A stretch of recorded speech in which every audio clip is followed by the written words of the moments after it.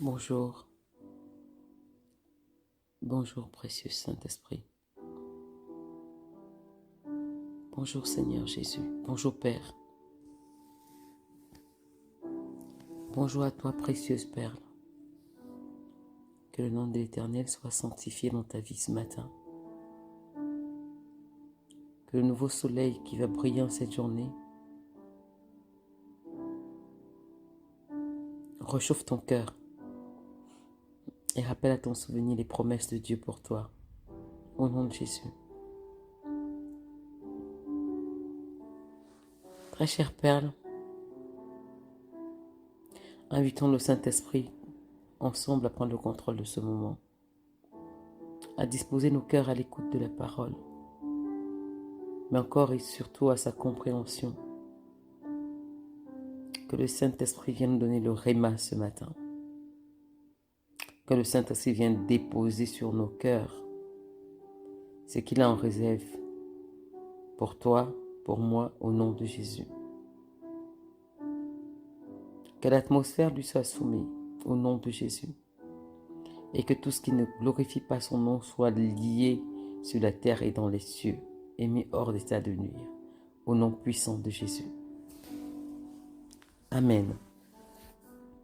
Chers Père, nous poursuivons notre partage du pain quotidien.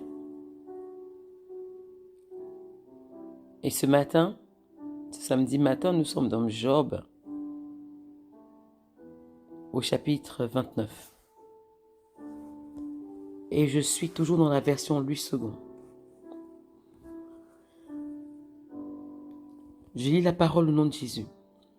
C'est toujours Job qui parle. Job prit de nouveau la parole sous forme sentencieuse et dit : « Oh, que ne puis-je être comme au mois du passé, comme au jour où Dieu me gardait, quand sa lampe brillait sur ma tête et que sa lumière me guidait dans les ténèbres. Que ne suis-je comme au jour de ma vigueur, où Dieu veillait en ami sur ma tente. Quand le Tout-Puissant était encore avec moi et que mes enfants m'entouraient. Quand mes pieds baignaient dans la crème et que le rocher répandait près de moi des ruisseaux d'huile. Si je sortais pour aller à la porte de la ville et si je me faisais préparer un siège dans la place, les jeunes gens se retiraient à mon approche. Les vieillards se levaient et se tenaient debout. Les princes arrêtaient leur discours et mettaient la main sur leur bouche. La voix des chefs se taisait et leur langue s'attachait à leur palais. L'oreille qui m'entendait me disait heureux. L'œil qui me voyait me rendait témoignage. Car je sauvais le pauvre qui implorait du secours et l'orphelin qui manquait d'appui. La bénédiction du malheureux venait sur moi. Je remplissais de joie le cœur de la veuve. Je me revêtais de la justice et je lui servais de vêtements. J'avais ma droiture pour manteau et pour turban. J'étais l'œil de l'aveugle et le pied du boiteux. J'étais le père des misérables. J'examinais la cause de l'inconnu.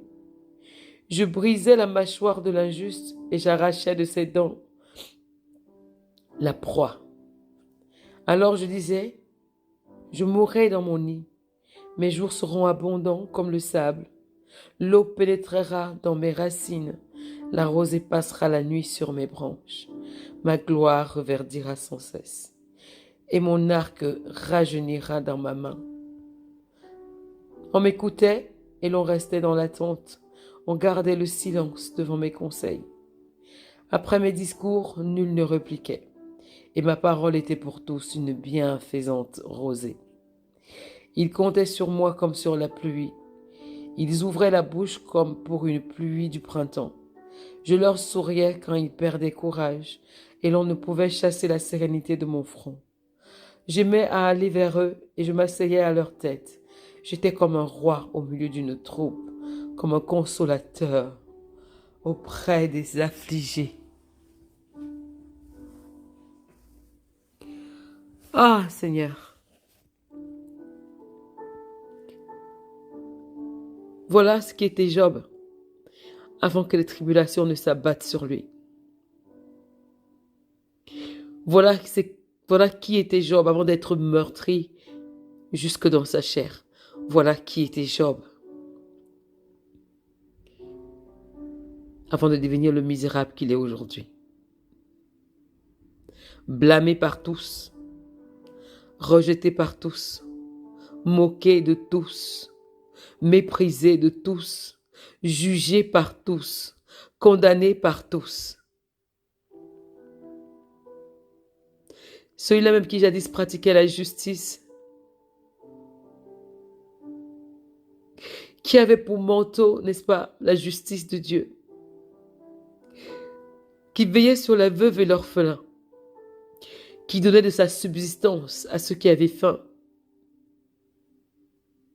qui encourageait le faible, qui prenait soin de l'indigent,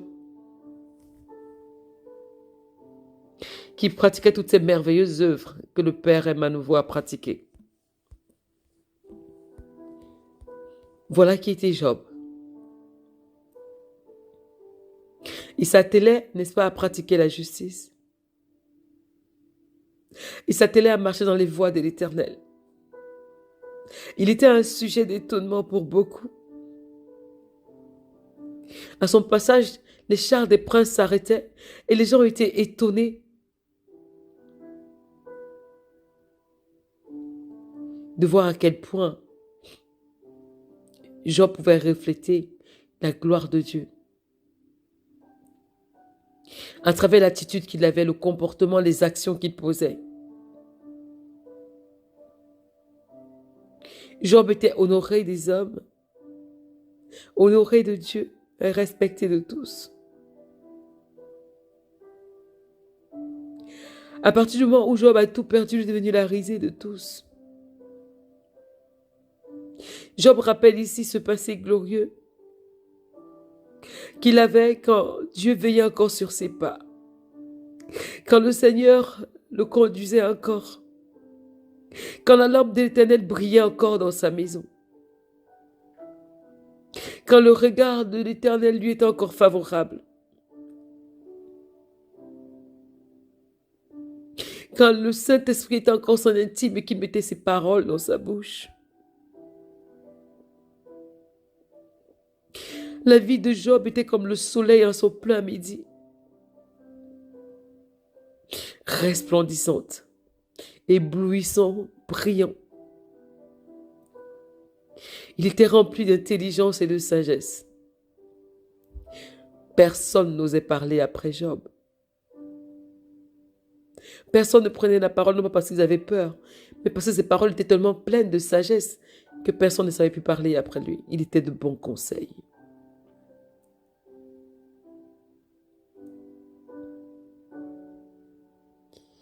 Et lorsqu'il y a eu ce fatal conseil dans le ciel, cet échange entre Dieu et Satan sur l'intégrité de Job, sur sa fidélité, sur son amour, le Seigneur a choisi de peser Job.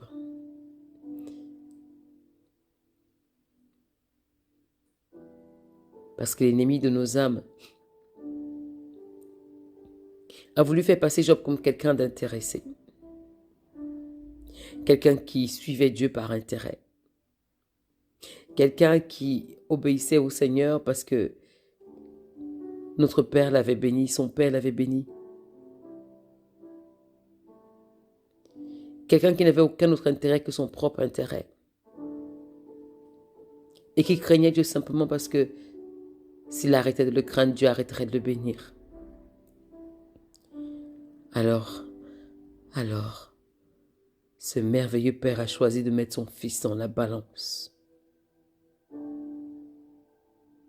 Il a choisi de le faire passer par le creuset.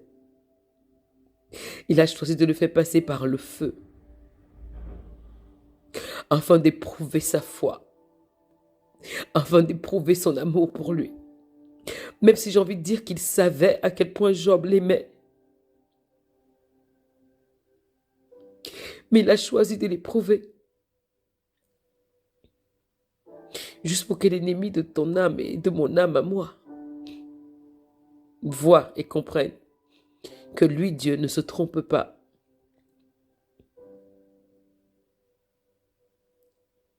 Et sa merveilleuse parole dit qu'il ne peut pas nous éprouver au-delà de ce que nous pouvons supporter. Et pourtant, en lisant ce livre de Job, on voit bien que Job avait atteint la limite de la souffrance. Il n'en pouvait plus au point où il appelait la mort. Job a été tellement accablé. Il a tout perdu.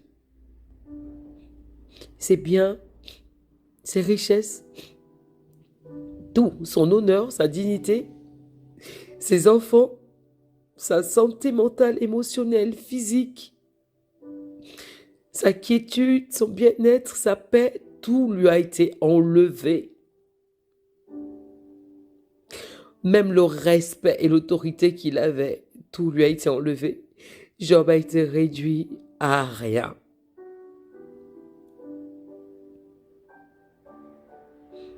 Celui qui était jadis honoré de tous et respecté de tous, craint de tous et aimé de tous, est devenu la risée de tout le monde.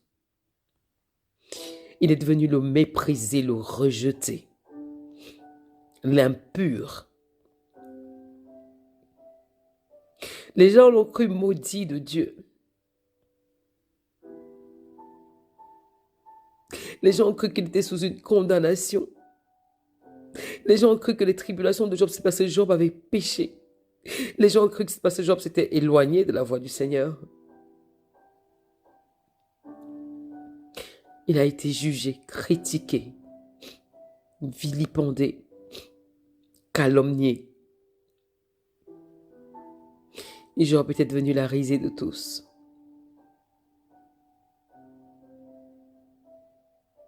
Il n'était plus considéré par personne.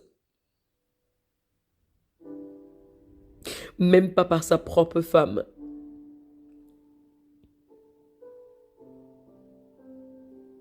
Et Job désespérait dans sa douleur devant le Seigneur.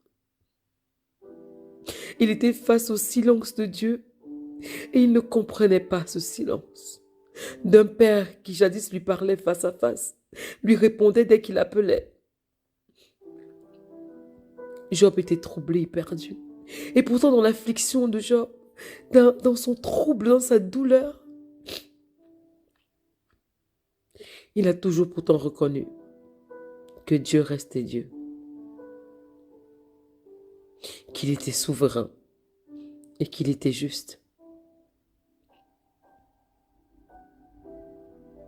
Cher Père, peut-être aujourd'hui tu es Job. Peut-être que tout le passé, ton passé florissant que tu avais jadis, a cédé la place à l'amertume, à la mort, à la sécheresse, à la misère. Peut-être qu'avant tu étais recherché et que maintenant tu es une moins que rien. Tu es un moins que rien, rejeté par tous. Avant tu étais célébré. Aujourd'hui, personne ne te regarde.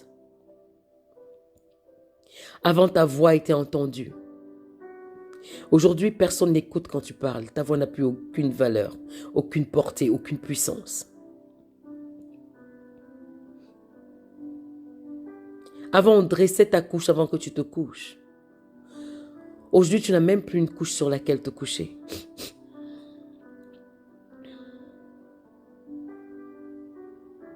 Ou encore, chère perle. Ou encore, chère Père.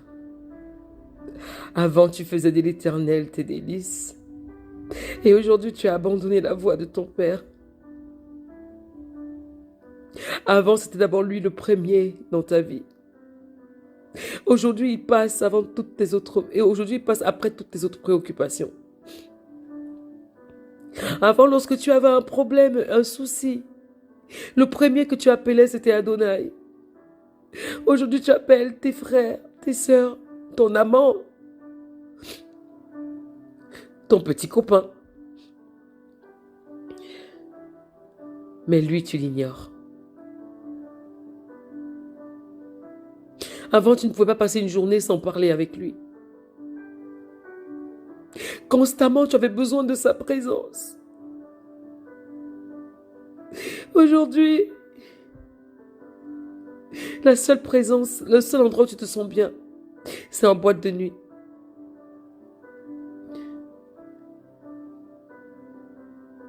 Avant,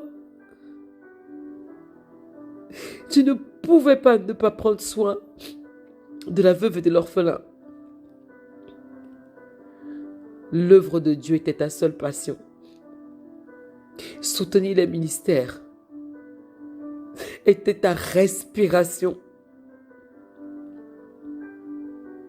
Aujourd'hui, tu penses acheter les derniers cris de sacs et de chaussures qui viennent de sortir. Tu penses au prochain pays que tu visiteras et quel homme t'y emmènera ou avec qui tu iras.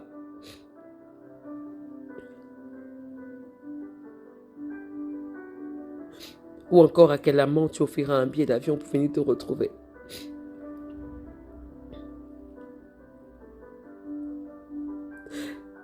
Chère perle,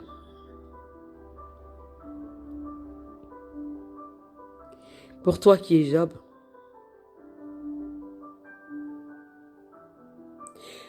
toi qui as tout perdu subitement du jour au lendemain, une chose après l'autre, une chose après l'autre, une chose après l'autre, alors même que tu marchais dans l'intégrité et dans la vérité, toi que Dieu éprouve aujourd'hui, qu'il fait passer au creuset et qu'il fait passer dans le feu de son amour, j'ai une parole pour toi ce matin.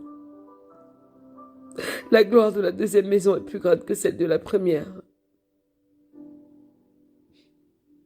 Ton Dieu qui est d'abord ton Père est fidèle. Et quoi qu'aujourd'hui les épreuves de la vie te brisent et te fragilisent, quoi qu'aujourd'hui tu n'as l'air de rien et que tu n'as rien pour attirer les regards, j'aimerais te rappeler que Jésus aussi n'avait rien pour attirer les regards. Et pourtant c'était le Fils de Dieu, le Roi de gloire. Et toi, tu es un digne fils de Dieu, une digne fille de Dieu. La gloire qui arrive, elle sera plus grande que celle que tu as connue.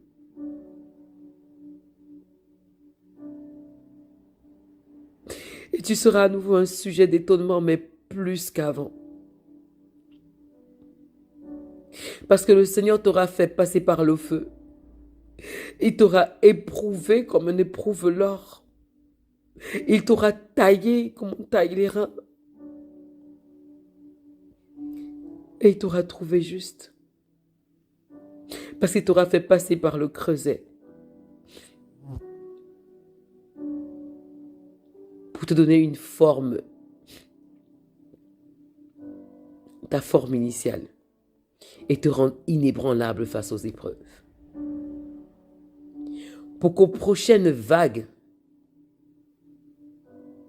que tu ne trembles pas. Pour qu'aux prochaines tempêtes, que tu ne sois pas ébranlé.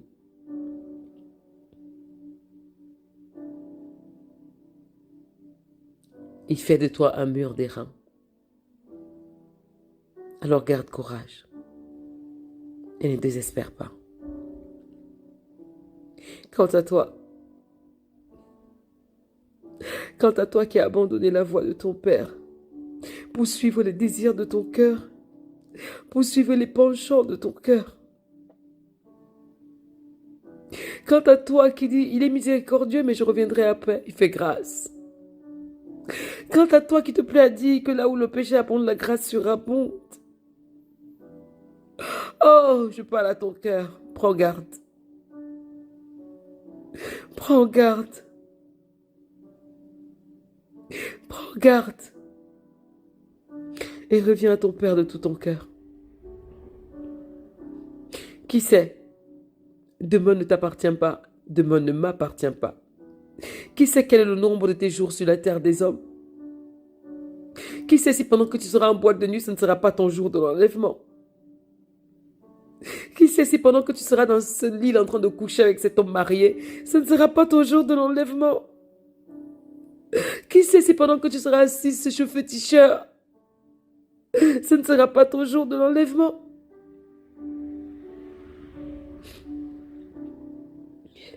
Alors reviens à ton Père. Tu ne connais pas le nombre de tes jours sur la terre des hommes. Ne joue pas avec ta destinée. Ta vie a du prix aux yeux de ton Père. Ne crache pas sur le salut qui t'a été offert à un prix précieux. Le sang de l'agneau a coulé pour toi. Ne méprise pas ce prix en te vautrant dans le péché et dans la boue. Je t'en prie, reviens à ton Père. Détourne-toi de tes mauvaises voies. Laisse les anciennes voies et reviens à ton Père. Il tend les bras vers toi et il est prêt à t'accueillir si tu rentres à la maison. Et à te faire la fête comme il a fait la fête au fils prodige. Il ne te jugera même pas. Il veut juste que tu reviennes à la maison.